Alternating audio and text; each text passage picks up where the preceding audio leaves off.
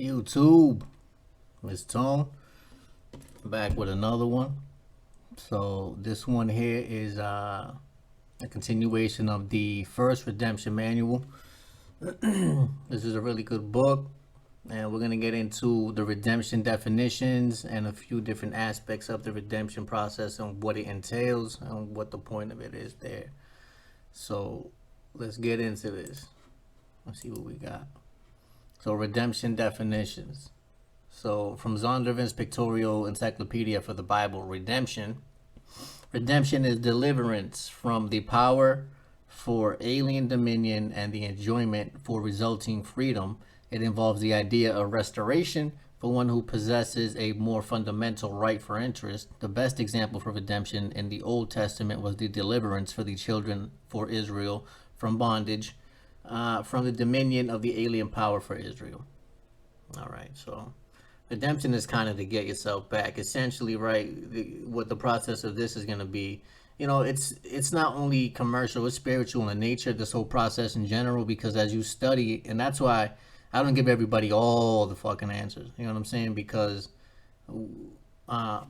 what I learned from studying all this is that it changes you as a person fundamentally as you start to learn more and start to realize who it is that you are and things like that. So those are the benefits that come from actually sitting there studying it and going through the process, the metamorphosis, if you will, throughout the process of the redemption. So it's not just commercial, but it is that there is a commercial aspect of this game too, as well.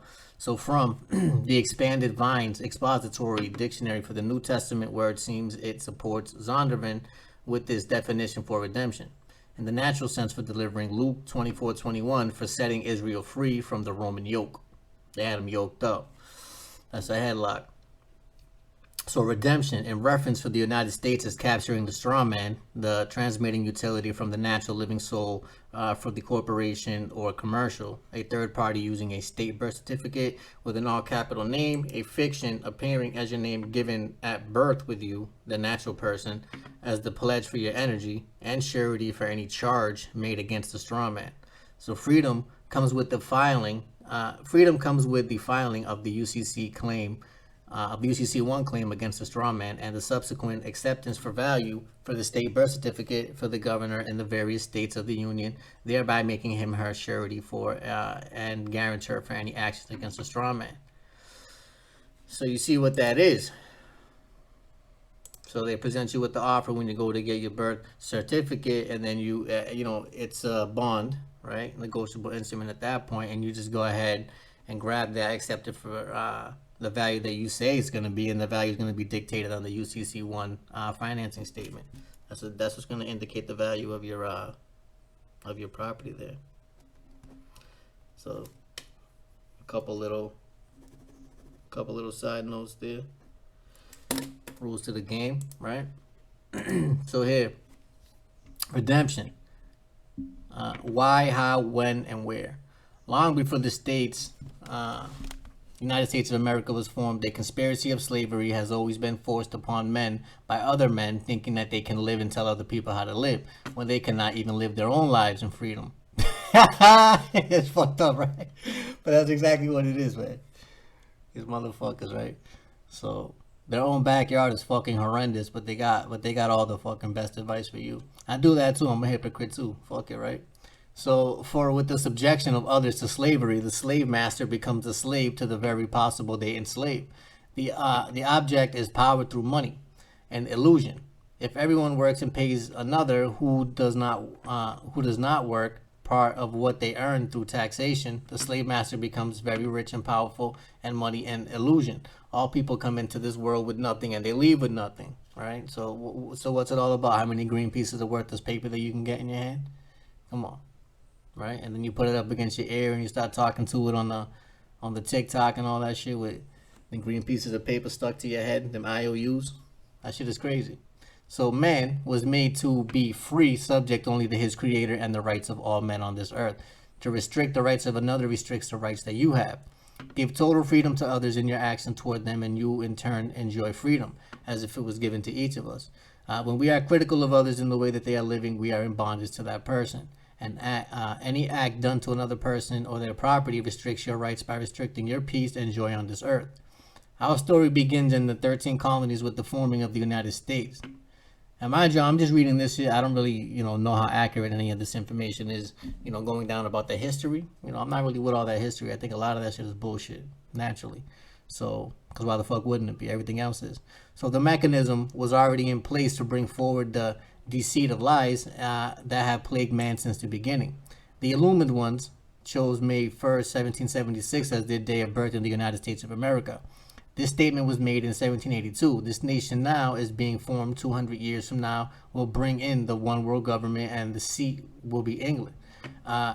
The very men who are given credit for this founding documents, in large part, not all, sent here by King George through loans from him, or simply with the intent to once again let men think that they were free, when in reality the country was already being prepared for subjection by the state. All but 6 of the signers of the Declaration of Independence were dragged from their homes in the middle of the night and brutally murdered. Such is the price of freedom. I don't believe any of that shit, to be honest with you, but it sounds good. You know what I'm saying? So, they do stupid shit like this to try to keep people from ever standing up against them and shit. They'll stage fake fucking assassinations and a bunch of corny shit that they really couldn't ever really fucking do, but they'll go ahead and throw it on TV like that shit's really happening. It's just to keep you down. It's just to keep you with your head down and keep you working hard and shit on the dumb shit that you probably do every day. You know what I mean? So anyway, so what we know is the Constitution was written and presented to the colonies as a declaration. A declaration cannot be amended. The British Accredited Registry, the Bar Association, located in New York, changed it into a constitution, much like the books of the Bible were changed into chapters and verses. It makes it easy to argue and change or amend. The people were taught to change it from the Constitution back into the Declaration and vice versa. There were 18 copies of the original, but as each were located in the archives of the law libraries, the libraries were burned to the ground. The practice of converting and reconverting continued through the Civil War and then stopped. In 1871, the D.C. Corporation was formed outside the Constitution and put into operation. Then through the money manipulation in the early 1900s, and especially 1913 with the passage of the Federal Reserve Bank Act private banking system, which created a central bank for the nation. These men worked their behind-the-scenes trickery, the Wizard of Oz, the 1929 quote-unquote crash of the stock market by draining the quote-unquote money out of the system and subsequent Great Depression. Right, so that was all fabricated, manipulated, right, all that. So with the election of Franklin Delano Roosevelt, March 9, 1933, Trading with the Enemies Act, part of this deceit and lies came into being when the government took all the gold from the people and made it a crime to own or hoard gold. The people of the United States of America lost their money, their ability to pay a debt, and lost their law, for it is with the ability of people to pay their debts with money that their power to establish laws came from. He who owns the gold rules and establishes the law. At the same time, the government declared all property in the United States as belonging to the government and was to be used for the good of the government. So you got to understand too that you've been dealing with commercial entities this whole time and probably didn't even realize it. So that's, I think, a fundamental rule that's overlooked in a lot of this whole fucking game in general, right? So so all these rules that they ever made regarding the gold and all this shit and who couldn't use it and how they couldn't use it and all that, it was never actually made to reference any live, living, breathing man or woman or individual, if you will. It was only making reference to any of the corporations that were operating within their jurisdiction at that time, right? So I think people misunderstood greatly the definition of the word person and the fact that it does not mean a live, living, flesh and blood man or woman like you or I. It actually makes reference to an individual, which is a corporation, and things of that nature. So, the devil's in the details for sure, man. So don't let these motherfuckers trick you so easily, because that shit is crazy. So they were speaking in a federal sense. The people thought that they were talking to the 48 states. Only the federal government went bankrupt, not the 48 states. The federal corporation was now brought from under the covers, and everyone was convinced that their answer was here. The deceit presented to the American people was now in full force. The governors of the 48 states, the United States, all gathered at a meeting with the birth certificates of all the citizens of their states in hand and pledged their energy behind the stocks, bonds, and notes created by the federal government, who then sold them to the Federal Reserve Bank, and at the same time placed like quote-unquote dollars of the Federal Reserve notes to ensure the payments of the stocks, bonds, and notes. The problem was the people could not pay a debt with a debt. Federal Reserve notes without a permission or consent by assent of the people. The deceit was, how do you get people to consent to put it? Yo, these motherfuckers are slick, man. So anyway, right? And then they convinced everybody to start paying debts with debts, and that became common practice. Now you see that that's what everybody does, right? Because when they pay you with a green piece of paper, you were not given the same consideration as they were when they received the actual tangible physical product, and then they gave you an IOU. That's not consideration. You know what I'm saying? So that's not a valid contract. So by creating a democracy, form of government in simple terms is nothing more than a commercial corporate contract. Form of government which cannot do anything but create debt. They then could not take the Republican form of government away. They had to have a way to pay their debts. House Joint Resolution 192 passed June 5th, 1933, took care of that matter. The people were to be ruled by the public policy, which is common law or anything that is established that the people will accept. HJR 192, June 5th, 1933, established that the public policy for the money that the people now did not have, the government would pay the debts of the people, dollar for dollar. This would be done with credit, and only the people who could issue credit was the Federal Reserve banking system. The people were to be given preferred stock in the federal corporation. The people were to be given a prepaid account in the federal corporation. The people were the holders in due course of this federal corporation. The people were to be exempt from levy. Okay, so, and mind you, I had a bunch of magnets that I was gonna have made, some triangle magnets that I was gonna have sent, and I mean I still might even do it again. So I met this dude from this website actually. Well, I mean from this particular website, mine.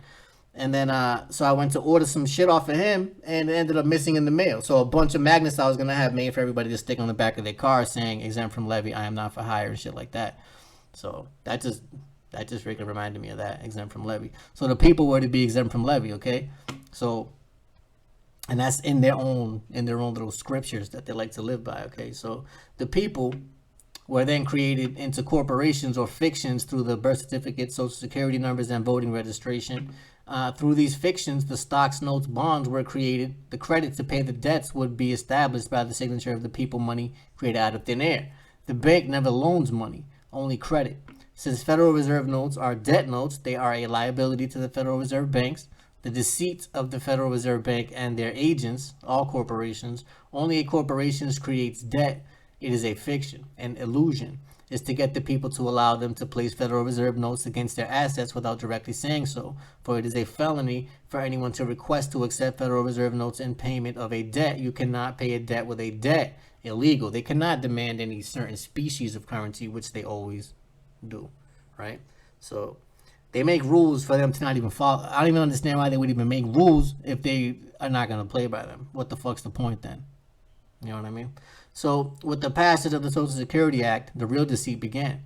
The federal government would now take care of you from cradle to grave. The Social Security Administration was created as a trust. The people applied for a Social Security card number, and the Social Security Administration then, as grantor, establishes each person a trust or fiction or corporation. The name is capitalized, such as Jack R. Patriot, all caps, is placed into the trust.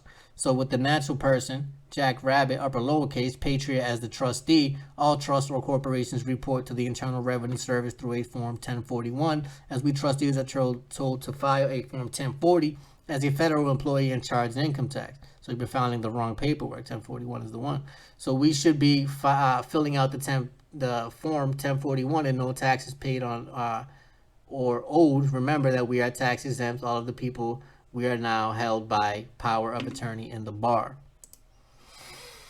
So you see what it is, right? And so this is, I think, personally, one of the main reasons, and because, I watch people struggle with their programming all day because of the shit that I teach with the private banking, A4V, and all that shit, right? And I only know it fucking works because I fucking did it, so I know that it works. So nobody's going to tell me that shit don't work because I know that it does. So I watch people struggle with their programming all day. And the reason is because they taught us how to do that shit incorrectly. So now when you're learning how to fill out paperwork the proper way, it seems wrong. But it's the same way as if you got taught to write with your right hand your whole life, and now I'm trying to teach you how to write with your left hand. Can you do it? Yeah. But does it feel fucking weird? Yeah. But You know, I'm not gonna say it's the right way or the wrong way, but it's the way that I do it and the way that I would rather do it. Okay, so I mean, I definitely get it, but that's what makes it hard. And so, you know, I made that comment based off what I was just talking about with the 1040 and the 1041 form, right? So how they taught us how to essentially give our money away instead of keeping it by filling out the wrong forms. This is what they do. Stupid ass games. So here, in or about 1938, a ruling on the Erie Railroad versus Tompkins changed forever the American justice system. Simply stated, without a contract, there is no case. Contracts became the sole basis of the federal corporation system and the court system. As the federal government is commercial, they deal only in contracts. All cases in the federal courts are reviewed as contracts, and that's what it is, right? Because I mean, really, there is no law. There is no law. So, and contracts supersede anything that you perceive to be law. So this is why we deal with contracts. All right. That's what the estoppel is and things like that. Since you're dealing with all these commercial agencies, you need to have a contract in place, or they will assume that you're under their codes, statutes, rules, and regulations, as opposed to the laws that you agreed to be bound by. Okay, or didn't agree to be bound by, whatever. So in or about 1939, the Bar Act was established, and all these states and all attorneys, esquires, lawyers, counselors had to join the bar, get a number in order to practice before the courts. They do not have a license, for to do so would subject them to the state giving them the license. The state government is the only one who can issue a license, not the bar of the Supreme Court or of the various states. Any attorney lies when he or she tells you that they have a license to practice law, for the document hanging on their wall says certificate. There's no such thing as a fucking license to practice law. You know, find one thing that they have that literally says license to practice law. Find me one of those, and then maybe they can say that without being absolute complete liars whenever they do say that. But you're not gonna find one of those. All right. So in 1946, another monumental change came about with the entire American system of government when a fourth branch of government was established with the passage of the Federal Administrative Procedures Act, and every corporation, which now includes all cities, towns, schools, districts, etc., now sets in its own rules, regulations, codes, statutes, and procedures. As rules, regulations, codes, statutes, and procedures are not law, they can change at the whim of the administrator of the agency. So as long as they do not violate the Constitution of the United States, these are simply bar rules, regulations, codes, statutes, procedures. Since the president of the bar of New York has signed off on all these rules, regulations, codes, statutes, procedures since 1926, but those are not law. Okay. So in and around 1970, 71, 72, 73, everything changed in the court system. The charge and intent came together, as a person could no longer plead innocent because he had to prove that he did not intend to do something which is impossible. How the fuck do you prove a negative? You can't, it's not possible, right? Just like when they're like, oh, well, we think he's a danger to the community. How the fuck are you supposed to prove that you're not a danger to the community? How the fuck do you, like, how would that argument even go? Because you can't prove a negative, you would have to let me go and see, now wouldn't you? But you're gonna say some dumb shit like that. Well, shit, nobody asked you, right? So you could not only plead guilty, not guilty, or no contest. At the same time, all the courts were brought into one court, and they became administrative, admiralty, and civil, meaning commercial contracts. So we are brought into these courts, and when we plead, we have admitted that we understand the charge against us, and the system comes down upon us. So when you say that you stand under, of course you understand that. So what else could the system do but come down on top of you if you stand under it? If you understand that. So these people can never have a charge brought against them, only a claim. But the instant you say guilty, not guilty, or no contest, you accept the charge. Our courts are common law, and our law is established in the country you live in, for the country is your seat of government. You establish your case through affidavits and enter them into the county record, which becomes public policy concerning your case. You wait 30 days, and if the affidavit is not rebutted point for point, you enter a default into the county records, make out an order for the county judge to have him or her enforce your judgment. So that's a proper administrative process, because that's all that these people are. They're administrative scam artists, essentially, right? So you got to default them into your position and then have them sign off on it. That's why you got to keep really good records and shit. All right, certified mail, registered mail, all that. So these government officials are called constitutors, which means that anyone who swears an oath to pay the debt of another. The government has been putting their obligation to pay our debts back on us, thereby the acceptance for value. Read this again and file. Read this again. File your power of attorney in fact to gain your standing in law. File your trademark copyright to make attorneys pay who would violate your statement. File your UCC1 claim under the strawman's assets and study the redemption process, and you will not only gain your freedom, you will know you are free. Government to forever remain inviolate, which means that they are not able to violate you. To guard against transgressions of the high powers herein delegated, we declare that everyone in this Bill of Rights is accepted out of the general powers of government and shall forever remain inviolate, which means that you're not able to be violated. And all laws contrary thereto, the Constitution following the provision shall be void. Texas Constitution, but this applies anywhere, not just Texas. 1836. The Bill of Rights of the Texas Constitution has never changed. They cannot. The land will forever remain with the people. The land will forever remain with the people. How long is forever?